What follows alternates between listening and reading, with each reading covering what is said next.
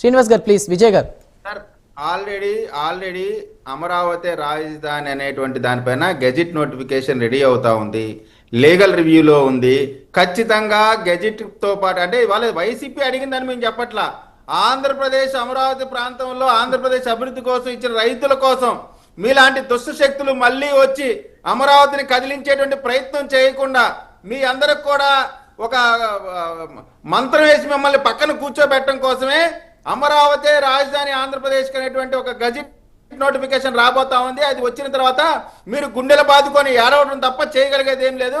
ఖచ్చితంగా మీరు అడిగిన అడగకపోయినా అమరావతి ప్రాంతంలో ఉన్నటువంటి రైతుల యొక్క శ్రేయస్సు కోసం, ఆంధ్రప్రదేశ్ యొక్క శ్రేయస్సు కోసం, రాజధాని కోసం ఆ గెజిట్ నోటిఫికేషన్ రాబోతా ఉంది. వచ్చినాక మొదటి కాపీ చిన్నపరెడ్డి గారికి ప్రైమ్ లైన్ ద్వారా ఇస్తాను మాత్రం చెప్తా ఉన్నా. రెండోది ఇందాకేదో సూటు బూటు గురించి మాట్లాడుతా ఉన్నా. నేను చెప్తా ఉన్నా, నేను నా సొంత డబ్బులతో నేను కష్టపడిన సొమ్ముతో నేను సూటు బూటు వేసుకుంటున్నా. మీలాగా మీ వైసీపీ నాయకులాగా దొంగతనాలు చేసి దోపిడీలు చేసి మేము సూటు బూటు వేసుకోవాలా. కాబట్టి వేసుకున్న డ్రెస్సుల మీద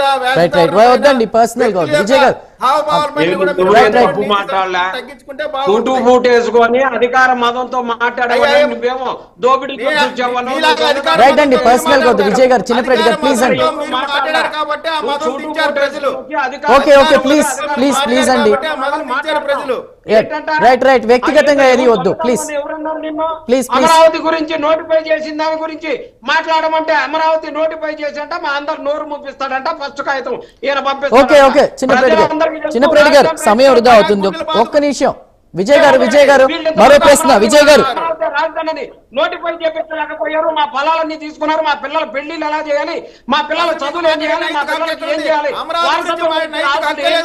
కాంగ్రెస్ పార్టీకి మీలాంటి రాక్షసులకి కాలకేయులకి అభివృద్ధికి విఘాతం కల్పించే మీకు అమరావతి గురించి మాట్లాడే నైతిక మంచిది. మీ తాడికొండ నియోజకవర్గానికి పోటీ చేసినటువంటి సుచరితాన్ని వదిలేసి వెళ్ళిపోయింది. ఈ నియోజకవర్గాన్ని వదిలేసి వెళ్ళిపోతే అడేపుడే ఇన్ఛార్జ్ గా పెట్టుకున్నారు. మీ పార్టీ పరిస్థితి ఎలా ఉందో చిన్నపరెడ్డి గారు విజయ్ గారు అమరావతి గురించి మాట్లాడుతున్నారు.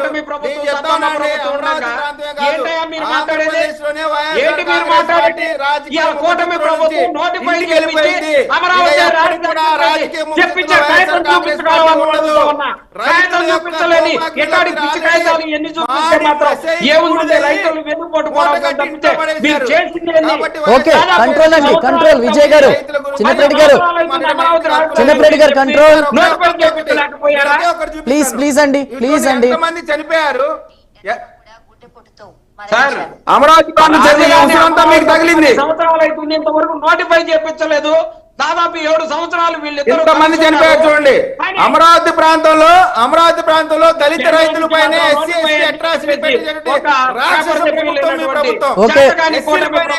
ఇప్పుడు వైఎస్ఆర్సీపీ పార్టీ అడిగిందని కాదు, రైతుల కోసం నోటిఫై అదంతా ప్రాసెస్ జరుగుతుందని చెప్తున్నారు కదా.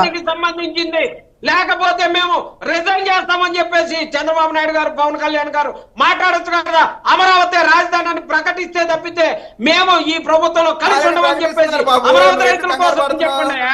అమరావతి రైతులు మిమ్మల్ని నమ్ముకొని మీకోసం పొలాలు ఇచ్చి రోడ్డున పడి ఉన్నారా? అమరావతి రైతులు చెప్పేసి చెప్తా ఉన్నా. రైతు రైతేనండి. ఇవాళ నిర్మలా సీతారామన్ గారు అమరావతి నుంచి అంట 3 పంటలు పండే పొలాలన్నీ రాజధాని కింద ఇచ్చేసి ఇక్కడ స్పెషల్ ట్రైన్ పెడతారంట. ఇక్కడ నుంచి రైతులు అరటి పండ్లను టమాటాలు పంపిణీ చేయాలంట అమరావతి నుంచి. ఇక్కడ ఉన్నాయేమో మొత్తం తీసేశారు, పంటలు లేకుండా. ఒకరి తర్వాత ఒకరు మాట్లాడండి దయచేసి. చిన్నపరెడ్డి గారు, విజయ్ గారు మిగతా సభ్యులు కూడా ఉన్నారు. దయచేసి సమయం పాటించండి. చిన్నపరెడ్డి గారు ప్లీజ్ అండి. విజయ్ గారు మరొక ప్రశ్న. ఒక ప్లానింగ్ అనేది బయట పెట్టాలి ప్రజల కోసం. మీరు ఇందాక అన్నట్టే రైతుల కోసం. ఇప్పుడు గతంలో చూసుకున్న ఈ సేకరించిన భూమి ఏదైతే రైతులకు ఇచ్చేది భవిష్యత్ ఆర్థిక అవసరాల కోసం కావచ్చు, నగర భవిష్యత్తుకి సంబంధించి కావచ్చు. ఈ భూమిని అంటే ఎట్లాగా ఏంటి అనేది, వాట్ ఈస్ ద ప్లాన్ అనేది బయటకు తెలియాల్సిన అంటే అవసరం ఉంది. దానికి అనుగుణంగా ఏమన్నా ప్లాన్ చేస్తున్నారా? సార్ ఖచ్చితంగా ఇప్పుడు ప్లాను, విజను హానెస్టీగా నడుస్తూ ఉంది. ఎక్కడెక్కడ మాస్టర్ ప్లాన్ ఆల్రెడీ ఇచ్చారు.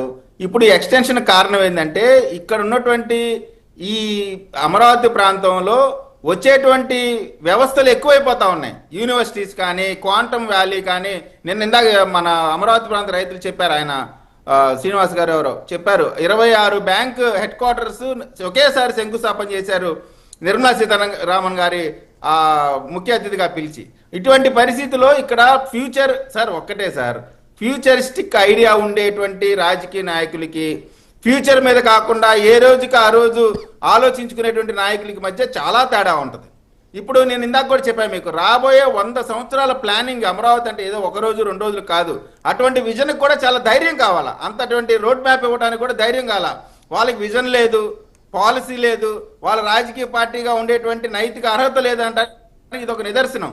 ఎందుకంటే వీళ్ళు కేవలం డిస్ట్రక్షన్ తప్ప కన్స్ట్రక్షన్ లేదు వీళ్ళకి. మరీ దారుణంగా అండి, మొన్న ఏమంటారు 500 ఎకరాలు చాలంట. అంటే ఇది ఏమైనా తాడేపల్లి ప్యాలెసా, లేకపోతే మీ ఇంటి సొంత ఇల్లా, లేదా నాగార్జున యూనివర్సిటీలో పెట్టమంటారు? ఎక్కడ పెట్టాలనేటువంటి ప్రజలు తీర్పు ఇచ్చారు.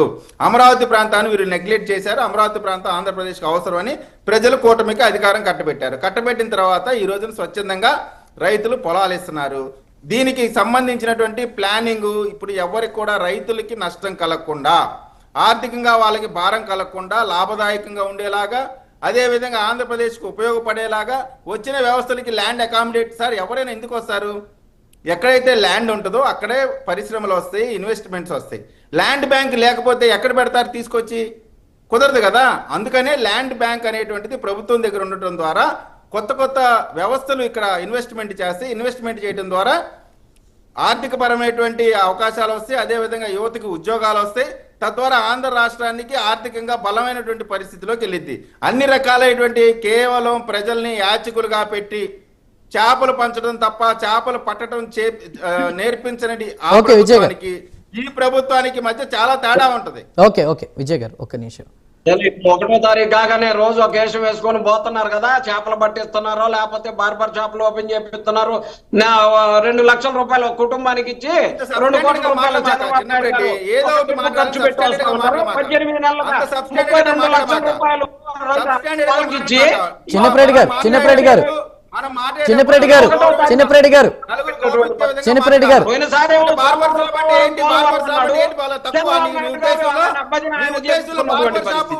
ఈ రోజేమో 1వ తారీఖు వెళ్తారంటే దుబారా చేయడానికి 3 హెలికాప్టర్లు స్పెషల్ ఫ్లైట్లు రాష్ట్రాన్ని అప్పుల ఊరిలో పెట్టుకుంటా సరదాలు ఎంజాయ్ రైట్.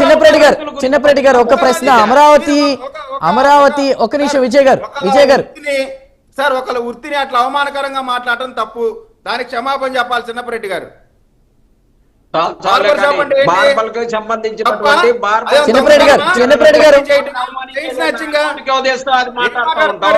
లేదండి విమర్శలు అవి పక్కన పెడదాం, టాపిక్ గురించి మాట్లాడదాం. చిన్నప్రెడ్డి గారు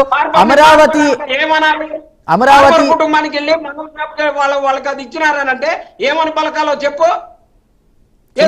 తప్పు మాట్లాడామంటే క్షమాపణ చెప్పాలంటే పెద్ద మనిషి చెబుతున్నాడు. చెప్పబోతే వాళ్ళే ప్రజలు మీకు శిక్షిస్తారు. చిన్నప్రెడ్డి గారు టాపిక్ లోకి రండి. చిన్నప్రెడ్డి గారు విజయ్ గారు ప్లీజ్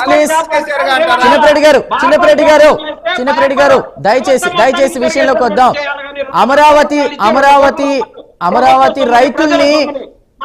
రైతుల్ని వైఎస్ఆర్సీపీ రెచ్చగొట్టే ప్రయత్నం చేసింది. అది కుదరక ఇప్పుడు అరటి రైతుల అంశాలని లేవనెత్తు వైసీపీ నాయకులు డైవర్షన్ పాలిటిక్స్ చేస్తున్నారు అంటున్నారు. అది ఎంతవరకు నిజం సార్? అందులో డైవర్షన్ పాలిటిక్స్ ఏముంది సార్? అరటి పండు కేజీ అరటి పండ్లు ₹10 దొరుకుతున్న మాట వాస్తవం. మీ న్యూస్ లో కూడా వచ్చింది, మీ ఛానల్స్ లో కూడా వచ్చింది, అన్ని ఛానల్స్ లో వచ్చినటువంటి వాస్తవం. అది వాస్తవాన్ని వాస్తవంగా చెబితే డైవర్ట్ పాలిటిక్స్ ఏంది? ఏముందని మేము డైవర్ట్ చేయాలి పాలిటిక్స్ ని? ఇక్కడ ఉన్నటువంటి రైతులకు సంబంధించి నోటిఫై చేయలేదా అమరావతి రాజధాని అని? ఆ నోటిఫై చేయకపోవడం వల్ల నష్టం జరుగుతా ఉంది రైతులకి. ఇవాళ చంద్రబాబు నాయుడు గారు గట్టిగా డిమాండ్ చేస్తే నోటిఫై గంటలో ఉంది. చంద్రబాబు నాయుడు ఉంటామా ప్రభుత్వంలో ఉండం మేము, మీరు కనుక నోటిఫై చేయకపోతే అని చెప్పేసి చెప్పేటటువంటి దమ్ము లేకుండా, ఎందుకంటే వాళ్ళ మీద ఉన్నటువంటి కేసులన్నీ ఇప్పుడు కొట్టేసుకుంటున్నారు కదా, వాటన్నిటి కోసం మెదలకుండా ఉండాలి కదా. అందుకని ఈ అమరావతి రైతులే కాదు, ఈ రాష్ట్ర ప్రజలు ఎటు పోయినా పర్వాలేదు, చంద్రబాబు నాయుడు గారి మీద ఉన్నటువంటి కేసులన్నీ కూడా కొట్టేపించుకోవాలా. అప్పటిదాకా నోటిఫై గురించి ఈయన మాట్లాడు, పవన్ కళ్యాణ్ గారు మాట్లాడరు, ఈ విశ్లేషకుల్లాగా వచ్చినటువంటి రైతు మిత్రులు కూడా మాట్లాడినటువంటి పరిస్థితి. తీరా ఏం జరుగుతుందా అంటే రైతులకు అన్యాయం జరుగుతుంది, రైతులకు వెన్నుపోటు జరుగుతూ ఉంది. అమరావతి రైతులు మరీ ముఖ్యంగా రాబోయేటటువంటి రోజుల్లో మరింత పొలాలు తీసుకుంటామన్నారు. వారు కూడా